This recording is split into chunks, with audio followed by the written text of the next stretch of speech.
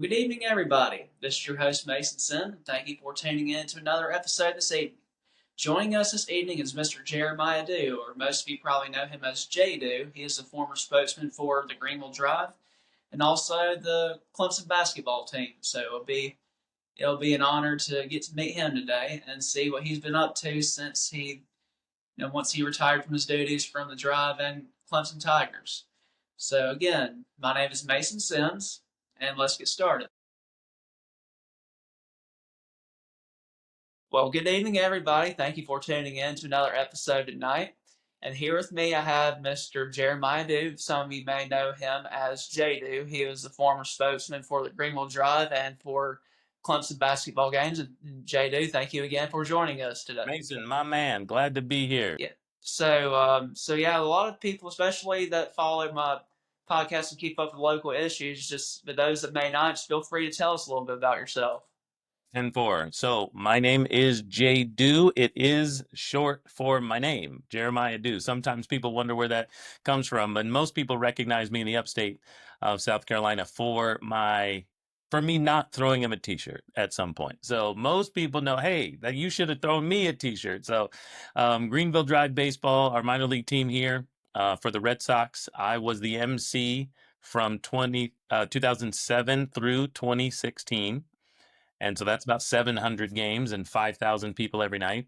And Clemson basketball as well. Athletics at Clemson basketball, both men's and women's teams, 13 seasons for the men, 08 to 22, and 11 seasons for the women as well through 22. So that's a lot of folks that I've been, unfortunately, a lot of people have been upset because I didn't give them a t-shirt. Only a few people got them in all that time. So that's a little bit about me. I've been in the upstate since I was in high school, and this is home now, and I do a lot of personality work other places as well.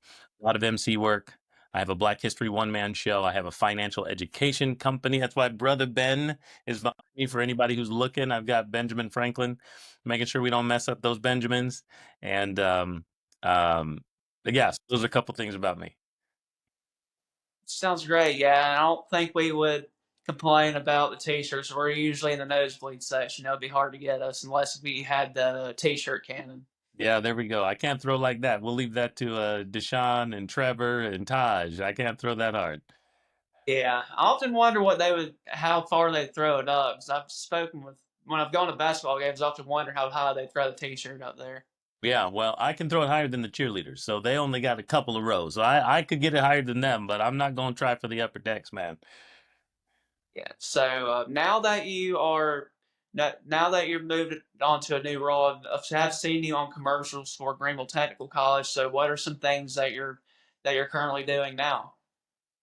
Because so many people have seen me in my local atmosphere doing all the hype and doing the fun stuff as MC. I've been able to be hired by a lot of other corporate groups and churches and school pep rallies and stuff like that. So, yeah, I've been in a few television commercials locally, and I'm very fortunate to be blessed with so many great opportunities in the upstate because folks see me and they're like, man, that's the energy we want. And maybe it's going to be a new project. So maybe a fundraiser, a nonprofit, or a television commercial, radio commercial. So this summer in 2025, I'm back at the Greenville Drive, having a lot of fun. It's the 20th anniversary season, and I forgot almost how much fun it is. So come on down and see us in the Greenville Drive.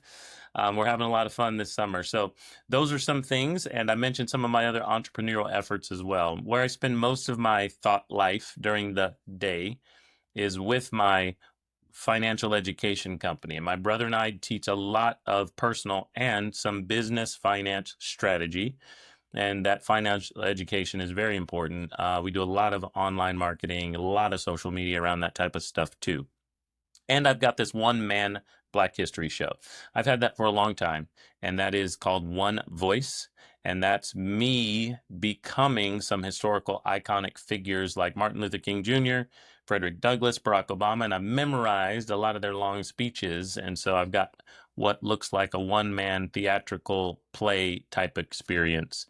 And that kids, they keep, I'm busy enough, and maybe a podcast here or two. Yeah. So when you went also to my dad's company gathering for SDR. So are you doing like a motivational speaking, or what do you usually do at those engagements? Yeah, so I've been asked to do some keynotes here and there, and I do enjoy that. I have a couple different messages that I can produce.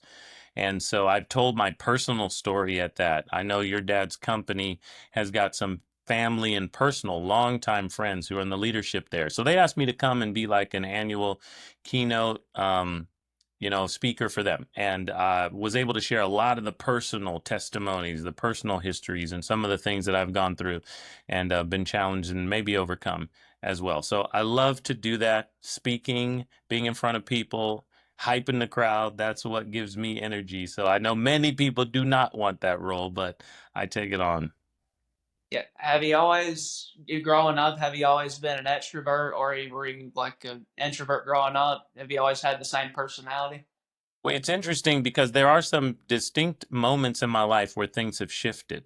And Jeremiah might be an introvert. Jay Do gets paid to be an extrovert. So Jay Do helps pay Jeremiah's bills. How about that? So I took a test one time, interestingly enough, and I was right in the middle of this extrovert scale. And so an ambivert, I don't know, sometimes I can get excited and JDU will be pumped to be looking forward to the next event. And then Jeremiah is tired after the final out or the buzzer blows. So I'd go home and read a book and put my feet up. That's good. Yeah, and that's when you see me just out in public, people would think of me as being like quiet or shy. Oh, I lost your audio there for a second. As soon as you started talking, as soon as you said people see me in public. What was that? Okay, yeah, as soon as you said people see you in public, I lost your audio there for a second. Yeah, I had some telemarketer calling me, and it's messing up the camera, so they need to quit doing that.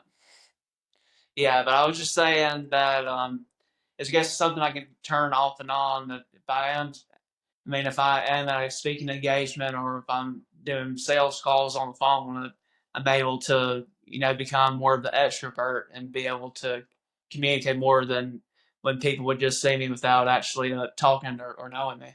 I understand that, man. Be all things to all men. Go get some money when it's needed, right? Turn it on when it's necessary.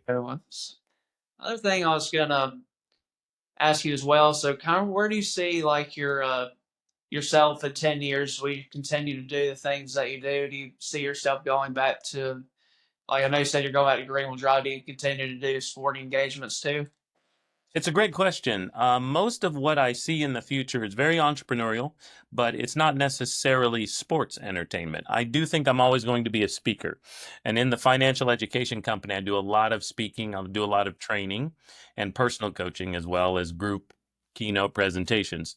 But I don't know. Now that I'm having so much fun being back at the Greenville Drive, there could be opportunity for that in the future. There are ideas that I still have that I never did before or can do differently now or bigger and better. We'll see. But most of my goals are in the realm of financial independence. And I want to be a good dad as I get older. And I have 4 children, 11 to 2.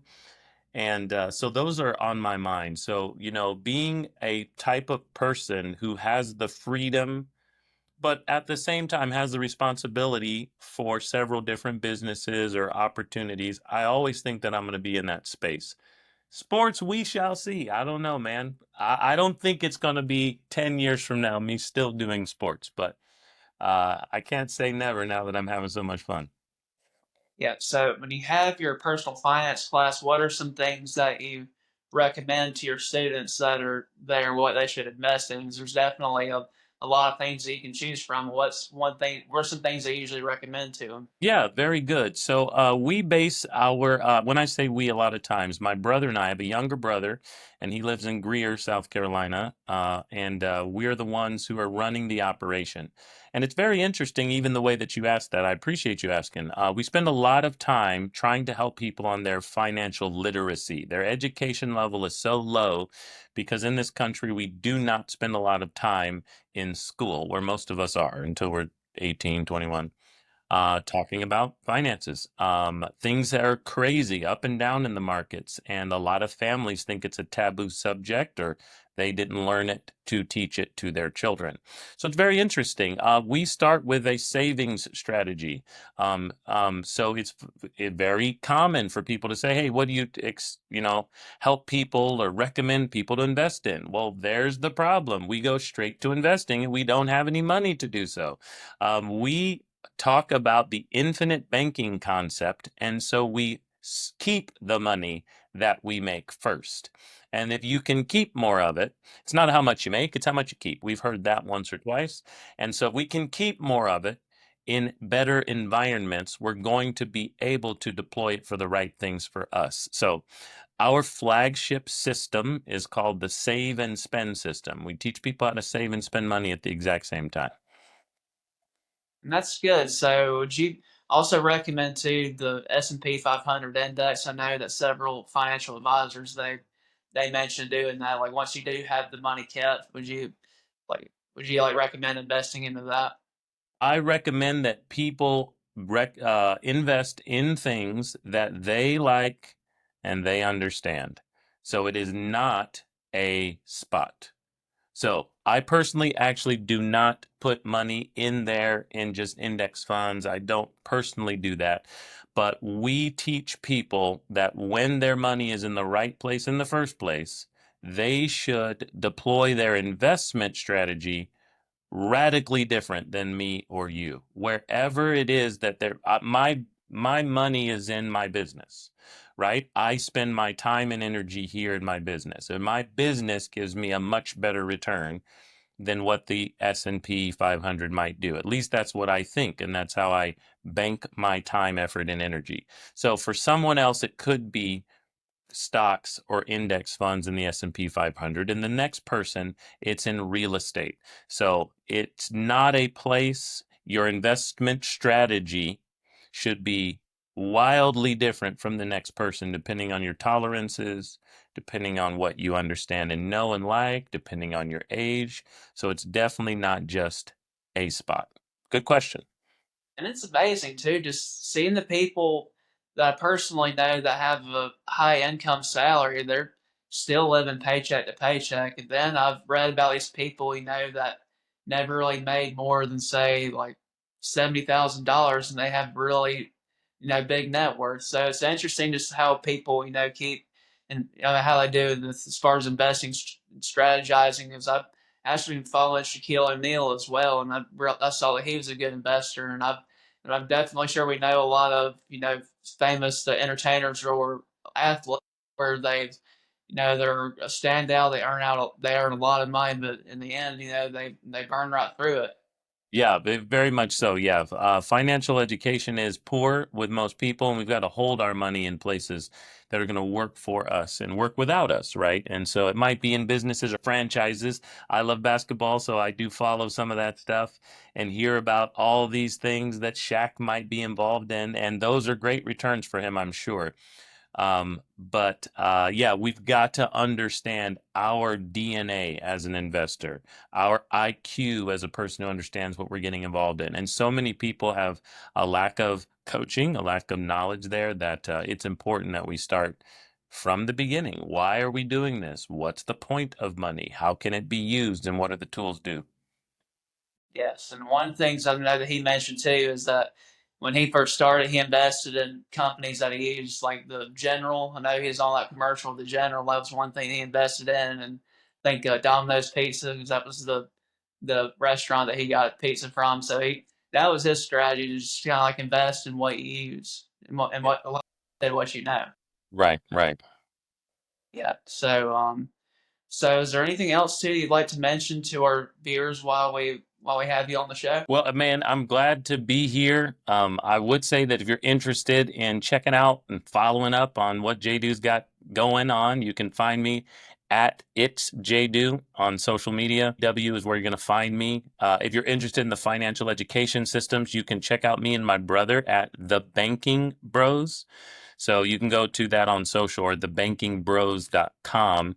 And I'd love to get in a conversation with you. And if you're in the upstate in South Carolina, come up to me at the next event, the next fundraiser, the next baseball game and say, hey, let's take a pic and tell me where you've seen me before, and we'll have some fun. That's great. And didn't you say you know some people from the Young Brothers Academy? I do, yeah. So I know a couple of those guys. They're moving and shaking, doing really good things for the youth in our community. And I really like to see what they've got going on. It's better to build boys than have to reshape men, right? Right. Yeah. Our future, man, that's what our Constitution says: secure the blessings of liberty to ourselves and our posterity. The posterity being future generations. So I'm glad, we have leaders like you and others out in the community that are trying to better or mold and better shape our future. Yeah, man. We appreciate you, Mason, and what you're doing and this podcast, man.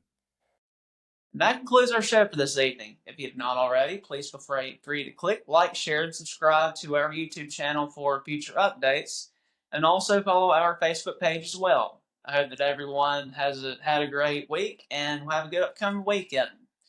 We have several guests joining us next week, so stay tuned for that. But again, thank you for watching.